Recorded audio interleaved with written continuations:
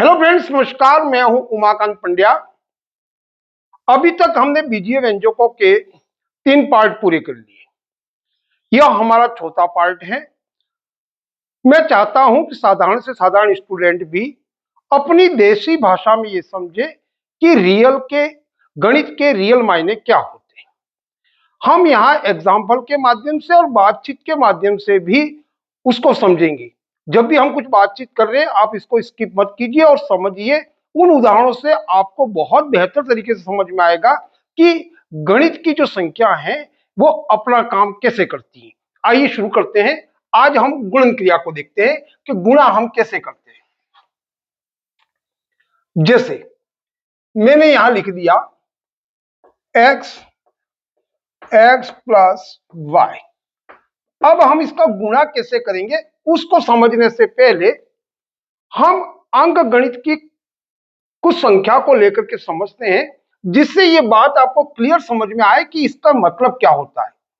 आपको यहां रटना बिल्कुल भी नहीं है, यहां आपको समझना है। और यदि आप समझ कर करोगे तो आपका जो कॉन्सेप्ट होगा वो बिल्कुल क्लियर होगा। जैसे मैं यहां लिख देता हूं, जैसे मैंने यहां संख्या लिख दी कुछ आपके लिए 10। अब इस संख्या को आप बहुत बेहतर तरीके से जानते हैं कि यह संख्या 10 है, पर समस्या कहां से शुरू होती है वो समझिए। मान लो ये जो 10 है उसको आप एक व्यक्ति के रूप में इसको राम मान लीजिए कि 10 है वो राम है, जी, जो कि आपका एक बेस्ट फ्रेंड है, वो आपका सबसे अच्छा दोस्त है और आप इसको बहुत बेहतर तरीके से जानते हैं। पर प्रॉब्लम क्या होती है कि जब कभी भी राम के जितने संबंधी हैं, जैसे उसके पिताजी हैं, उसकी मान लो बहन है या उसका भाई है, ये लोग जब राम के विषय में बात करते हैं तो आप कुछ भी नहीं समझ पाते। ऐसा क्यों हुआ? व्यवहारिक तरीके से सोचा जाए, क्योंकि आप राम के तो बेस्ट फ्रेंड है और राम को बहुत अच्छी तरीके से जानते हैं, पर आप राम के पिताजी को नहीं जानते, इसके संबंधों को आप नहीं जानते। आप ये नहीं जानते कि राम के पिताजी हैं, आप ये नहीं जानते कि ये राम की बहन है, और आप ये भी नहीं जानते कि ये राम का भाई है।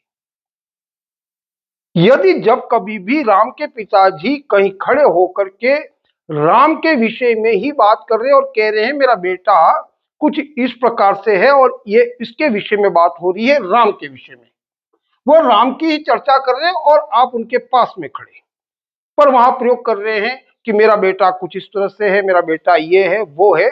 आपका बेस्ट फ्रेंड होने के बाद भी इनकी बात को ये नहीं समझ पाओगे कि ये राम के विषय में कह रहे हैं।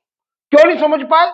क्योंकि आप इसके पिताजी को नहीं जानते, इस संबंध को राम से, राम का संबंध क्या है इस व्यक्ति से वो आप नहीं पहचान पाए, जिसकी वजह से आप राम को जानते हुए भी इस बात को नहीं समझ पाए कि यह जो बात की जा रही है वो मेरे बेस्ट फ्रेंड के विषय में की जा रही है। फिर बहन आ गई, उसने कहा मेरा भाई इस तरह का से है, ये है वो है, ये कर रहा है वो कर रहा है, कुछ भी बात कर रहे हैं, तो आप उस बात को कभी नहीं समझ पाओगे क्योंकि इनके संबंधों को आप नहीं जानते। यदि आप इनके संबंधों को जान गए तो कोई भी बात करे इस विषय में आप राम को बहुत बेहतर तरीके से समझ जाएंगे। इन्हीं संबंधों को लेकर के हम एक संख्या 10 के विषय में बात करेंगे, जिससे आपको बेहतर समझ में आए।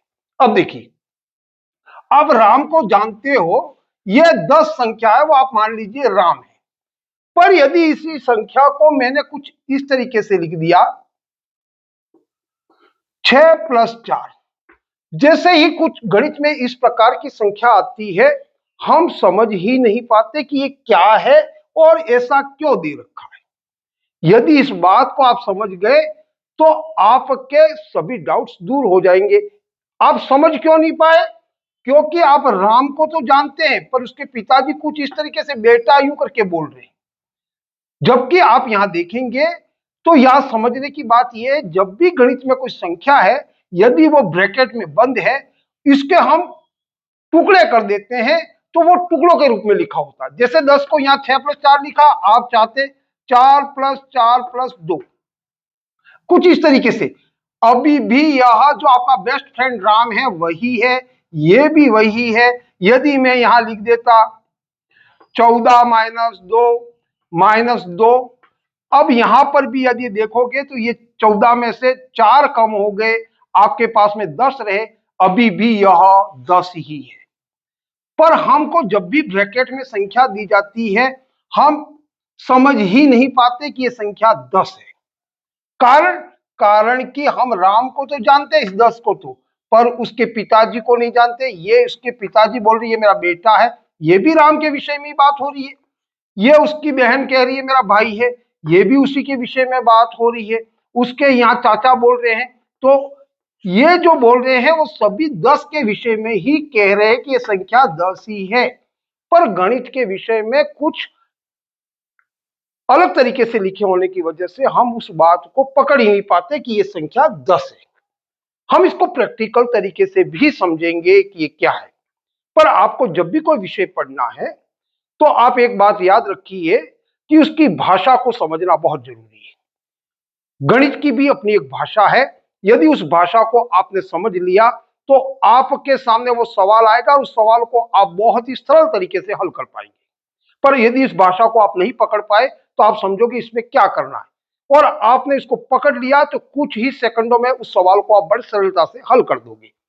और इसी के आधार पर आपके गणितीय सूत्र वगैरह जो भी बनाए जाएंगे, आपको बिना रटे गणितीय सूत्रों को कैसे बनाना है और वो भी मैं यहां सिखाऊंगा।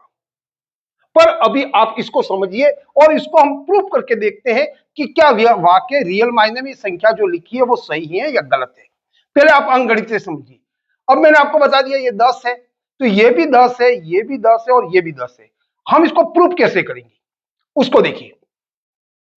जैसे मैंने यहां पर लिख दिया 6 + 4 है, और यदि मैंने यहां कर दिया 6, अब इसका मतलब फिर समझना होगा कि ये 6 क्या है। जब ब्रैकेट के अंदर कोई संख्या हो और बाहर यदि आपने कुछ संख्या लिख दी, यहां कोई प्लस या माइनस का चिन्ह नहीं है, तो आप समझिए इसके साथ में ये जो संख्या है अंदर वाली पूरी संख्या, उसके साथ इसका गुणा है। ये आपको भाषा पढ़नी होगी कि ये जो अंदर लिखा हुआ जो संख्या है उसके साथ में इसका गुणा। यहां यदि प्लस और माइनस है तो फिर बात अलग हो जाएगी। यहां यदि कुछ नहीं दे रखा है तो आप समझिए इस संख्या का इन दोनों संख्या के साथ में गुणा है। अब देखिए, क्योंकि मैं यहां पर देखिए यही संख्या 10 है, उसमें 6 का गुणा करूंगा तो 0 में 6 का गुणा किया तो 0 हो गया, 6 में किया तो 60 आया। तो इसका मतलब अभी भी ये भी 60 आना चाहिए। पर इसको हल कैसे करते हैं वो आपको थोड़ा पता होना चाहिए। अब इसको कैसे करते हैं, इसके लिए हमें सबसे पहले चिन्हों को समझना जरूरी होता है, और इसके विषय में मैंने वीडियो बना चुका हूं। घटाव का वास्तविक अर्थ क्या है, उसमें मैंने बहुत ही डिटेल से आपको बताया। फिर भी एक बार यहां बता देता हूं, सामान्य तरीके से आपको इसके चिन्हों का पता होना है। चिन्ह क्या होते हैं कि ये जो संख्या होती है इसके आगे कुछ नहीं लिखा हुआ है, इनकी प्लस समझना है। यहां कुछ नहीं लिखा है यानी कि प्लस। यदि माइनस होगा तो वो यहां पर होगा, अगर कुछ नहीं है तो आपको इसको प्लस समझ लेना है। अब क्या होता है, प्लस में प्लस इंटू प्लस बराबर हो जाएगा प्लस। जब समान चिन्ह है तो हमेशा ही जो चिन्ह आएगा वो प्लस में आएगा। अब देखिए यहां पर भी समान चिन्ह लगाता हूं, माइनस इंटू माइनस, ये दोनों समान चिन्ह है तो इसका भी जो चिन्ह आएगा वो प्लस आएगा। पर जैसे ही मैं विपरीत चिन्ह लगाऊंगा, प्लस इंटू माइनस बराबर माइनस, प्लस और माइनस का जब भी मल्टीप्लाई होगा, विपरीत चिन्हों का गुणा होगा, तो हमेशा ही माइनस आएगा। माइनस हमेशा बाहरी रहेगा। और जब समान चिन्ह रहेंगे तब हमेशा ही आपका प्लस आएगा। देखो यहाँ दोनों समान चिन्ह, माइनस और माइनस प्लस हो गया, यहाँ प्लस और प्लस हो गया प्लस हो गया। यहाँ देखिए माइनस इंटू प्लस आ जाए तब भी ये विपरीत चिन्ह है तो हमेशा माइनस बाहरी रहेगा। आप यहाँ लिखिए माइनस। इस तरीके से आप इन चिन्हों को समझना है। गुणे के वक्त इन चिन्हों का उपयोग करना है और घटाव के वक्त इस चिन्हों का उपयोग करना है। इन दोनों जगहों पर आपने घटाव, गुणा और भाग में यदि इन चिन्हों का सही ढंग से आपने उपयोग कर लिया तो आप समझ जाओगे कि सवाल को बड़े आसान तरीके से हल कर पाओगे। आपने नहीं उतारा, इसको उतार लीजिए, फिर इसको समझिए मैं यहां क्या कहने जा रहा हूं। आप पहले अंकगणित से समझिए, फिर इसको मैं समझाता हूं बीजगणित को। अब देखिए इसका मतलब 60 है। अभी मैंने कहा ये राम ही है यानी कि ये 10 ही है, और 10 में ही मेरे को 6 का गुणा करना है। तो अब ये जो गुणा है वो टुकड़ों में है, तो आपको सबसे पहले यहां को चिन्ह नहीं है, इसको प्लस मानना है और यहां भी प्लस मानना है। प्लस प्लस प्लस हो गया, पर आगे जब संख्या होगी तो आपको यहां प्लस लिखने की आवश्यकता नहीं है, आप इसको रहने दीजिए, आपको वो प्लस समझ जाएगा और आप भी इस बात को समझ गए होंगे। 6 में 6 का गुणा किया, कितना आ गया? 36। अभी तक क्योंकि मेरे को 10 का गुणा करना है, कोष्टक ये बताता है कि इस संख्या को पूरा मैंने गिन लिया, ये 10 है, तो अभी तो मैंने 6 का ही गुणा किया, अभी 6 का ही गुणा होने पर 36 आया। अब देखिए यहां चिन्ह क्या, प्लस, प्लस और प्लस क्या हो गया, प्लस। 6 में 4 का गुणा करने पर क्या हो गया, 24। अब ये क्या कह रहा है, यहां पढ़िए, अब इस भाषा को पढ़िए, क्या कह रहा है, 36 और 24 को जोड़िए, 36 और 24 को जोड़ने पर 4 और 6 हो गए 10, हासिल आ गई 1, 2 और 3 5 और 1 ये हासिल 6। ये भी उत्तर 60 हो गया, ये भी 60 है, ये भी 60 है। अब यहां देखिए, ये भी क्या है, वैसा ही है, क्योंकि यहां पर भी हमने 6 का गुणा करेंगे, क्योंकि यहां कर रहे इसी राम को लेकर के अलग अलग तरीके से समझ रहे। तो यहां देखिए 6 में 4 का आपने मल्टीप्लाई किया तो कितना हो गया, 24, प्लस प्लस प्लस, 6 में 4 का गुणा किया किया फिर 24, फिर प्लस प्लस प्लस, 6 में 2 का गुणा किया 12। अब इसको आप जोड़ दीजिए, क्योंकि यहां सेकंड स्टेप में आपको सब ये दिखा रहा है, इस लैंग्वेज को पढ़ोगे तो आपको बता रहा है कि सबको प्लस प्लस है, सबको जोड़ दीजिए। 2 और 4 6, 6 और 4 हो गया 10, 10 का आ गया 0, हासिल होगी 1, 1 और ये 2, 2 और 2 4, 4 और 2 6, इसका मतलब भी 60 है, इसका मतलब 60, इसका मतलब भी 60। यहां पर देखिए 4 और 4 8 और 2 10, ये हमने इसको टुकड़ों में लिख दिया था, तो इस प्रकार से था। अब यहां देखिए, यहां पर भी 6 का गुणा कीजिए, यहां यदि आप देखोगे तो ये भी 10 है, क्योंकि ये 14 है, उसमें से हमने माइनस कर दिया, एक बार 2 माइनस कर दिया 12 हो गया, फिर -2 कर दिया तो 10 हो गया। क्या ये मल्टीप्लाई करने पर ये संख्या प्राप्त होती है? उसको देखिए, आपने 6 में 14 का गुणा किया तो कितना हो गया, देखिए चिन्हों का पहले गुणा करना है, यहां प्लस है, यहां प्लस है, प्लस प्लस प्लस प्लस, आगे है तो लिखने की जरूरत नहीं है। 6 में 4 का गुणा किया, 4 संग 24, हासिल होगी 2। 6 में 1 का गुणा किया 6, 6 और 2 कितना हो गया, 8, ये हो गया 84। अब आगे देखिए, यहां चिन्हों का गुणा कीजिए, ये प्लस है, यहां प्लस माइनस, आपको क्या बताया था कि विपरीत चिन्ह है तो हमेशा ही माइनस बारी रहेगा, प्लस माइनस माइनस। 6 में 2 का गुणा करने पर ये हो गया 12। फिर देखिए यहां प्लस है, प्लस माइनस माइनस, 6 दूगी 12। अब देखिए, आपको पहले जोड़ में बता चुका हूं कि हमारे पास में इतने जानवर है, ये निकल गए, इतने इतने बेच दिए, उसी प्रकार से यहां वापस कर लेना। यहां देखिए 84 में से हमको कितना निकाला, ये दोनों माइनस के, ये दोनों क्योंकि जुड़ेंगे, आपको यहां पता होना चाहिए, यहां फिर आप वो वाली बात मत करना, माइनस इंटू माइनस प्लस। साधारण संख्या आने पर आपको माइनस और प्लस को अलग अलग लिख देना, ये प्लस के 84 और ये दोनों माइनस के हैं, तो हमने हमारे पास में 84 थे, उसमें से हमने 12 और 12 को जोड़ने पर हमारे पास माइनस की संख्या प्राप्त होगी 24। अब आप इसको निकाल दीजिए, 4 में से 4 गया 0, 8 में से 2 गया, यदि आपको नहीं आता तो आप इस प्रकार से करके देखिए, 4 में 4 गया 0, 8 में से 2 गया 6, 60, इसका मतलब भी 60। अब देखिए सबके उत्तर 60 है और सबका मतलब 10 है। अब आप समझ गए होंगे, ये था रियल में राम, पर उसके संबंधों का पता नहीं होने के कारण से हमें लग रहा था ये अलग अलग है। यदि आपने कुछ इस तरीके से समझ लिया, संख्या एक जैसी होती है पर उसके लिखने का कुछ तरीका अलग होता है, जिसकी वजह से हमारे मन में कंफ्यूजन पैदा होता है। अब इसको कैसे करते हैं वो देख लीजिए, यहां चिन्हों को फिर गुणा करना है तो चिन्हों को ध्यान रखिए, प्लस प्लस प्लस लिखने की जरूरत नहीं है, आगे है तो x और x का गुणा किया, x में x का गुणा करने पर x स्क्वायर। अब आप पहली बात याद कीजिए, जो पार्ट फर्स्ट सेकंड और थर्ड में हमने बात की थी, यदि हम जोड़ते हैं तो हम यहां पर आगे वाली संख्या होगी, यहां कुछ नहीं लिखा था, 1 और 1 2, तो यहां लिखते हैं 2x।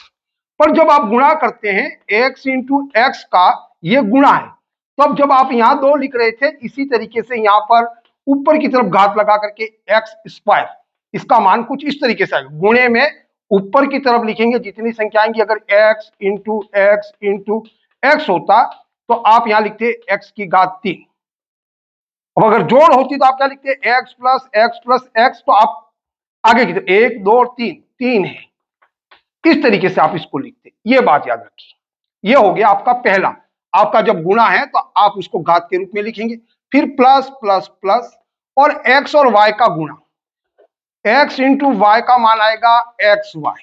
पर जब आपको जोड़ में बताया गया था x प्लस वाई बराबर होता है, आप इसको शामिल नहीं कर सकते, दोनों ही अलग जाति के हैं, आपको जोड़ में बताया था, तो यहां आपको दोनों ही अलग अलग लिखने पड़ते। एक गाय है तो ये घोड़ा है, इस तरीके से आपको लिखना होता है, दोनों जाति अलग अलग है, तो आप x प्लस वाई के रूप में इसका उत्तर आएगा।